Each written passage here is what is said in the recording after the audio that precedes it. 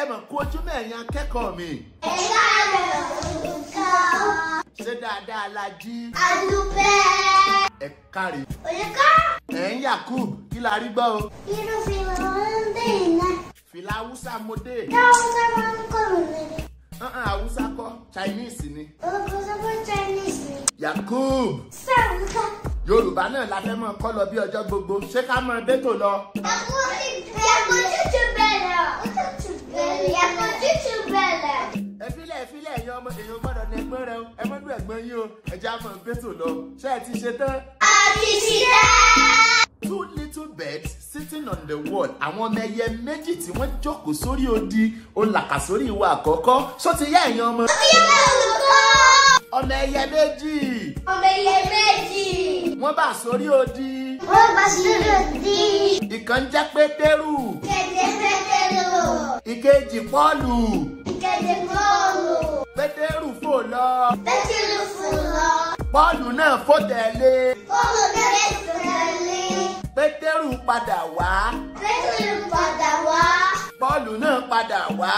Pọ́ọ̀lù náà padà wá. Ẹ kárí ẹ sára yín látẹ̀wọ́.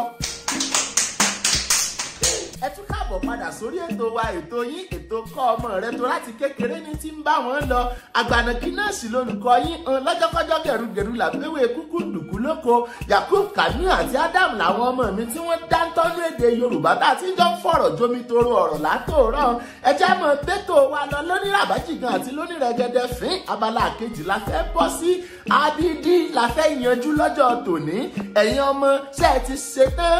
A ti ṣiṣẹ́. Pálífábẹ́ẹ̀tì méjì tó kù. Wí àti yí. ń gbọ́ yín dáadáa. Wí àti yí. Lẹ́ẹ̀kan sí ń kọ́. Wí àti yí. Wí àti yí ẹ káre láé. Ó yẹ fún mi lápẹẹrẹ ọ̀rọ̀ kọ̀ọ̀kan tó jẹyọ látara wí àti yí. Wẹ́lú ni orúkọ bàbá wa. Èmi náà mọ̀ ẹ káre láé. Yí ń kọ́. Ó fẹ́ yẹra wọ̀ ní yàrá. Bẹ́ẹ̀ tí ìyára lọ nú yàrá kankan o àti ìparí ètò òkàrè láì yára lọ nú yàrá àwọn ọmọ ti yege o wọ́n ti ká bídì wọn títí dórí yí ẹ káre láì ẹ̀yin ọmọ ẹ fúnra yín látẹ̀wọ́. Iṣẹ́ yín wá kù kan ẹ bá ń ká bídì látòrí ha títí dórí yí ó yẹ ẹ bẹ̀rẹ̀. Kí ló ṣe yín? Èmi ẹ bẹ̀rẹ̀ mọ́lẹ̀ ẹ bẹ̀rẹ̀ sí ní ká bídì yín títí dórí yí ó yá. Abidi, ẹ̀fí, ìbí, ìyí, tìkìrìrì, yẹ̀wọ̀ pìlì, ṣíṣí, ìròrí. Àwọn ọmọ yege o, ó yẹ bá ń pè ya yín. Ìyá òwe káfí yé ìlú. Ẹ̀ka sọ̀rọ̀ olùkọ́. Naija Wifi, aya Mufutau, ẹ ṣeun. Àwọn ọmọ yìí mórí mi wú gbà, wọ́n ti ká bíbí wọn dórí yí, wọ́n ti yege. Mo wá fẹ́ kẹ́ran wọn lẹ́kan sí lálẹ́ kí wọ́n sì mọtí ẹlẹ́rìndòdò sí yín lọ́rùn. Ṣóyé wa? Ọdún yẹmi olùkọ́. Ọtí yé mi olùkọ́. Tuntun lábẹ́ ṣe. Ẹ ṣeun báwọn. Tọ́ ibi tá a ṣètò wa tì sí lónìí ní o àríjù báyìí lọ fún tọ̀sẹ̀ yìí.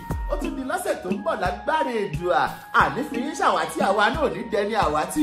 Ìpàdé wa bí oyin kò ní di kíkan. Ká tún tó lọ gẹ́gẹ́ bí ọjọ́ gbogbo. Álùlù akọrin ẹ mọ́ gbàgbé àásọ ó dàbọ̀. Ẹ̀yin ọmọọṣẹ́ ti gbáradì fúnjọ́. Ìyá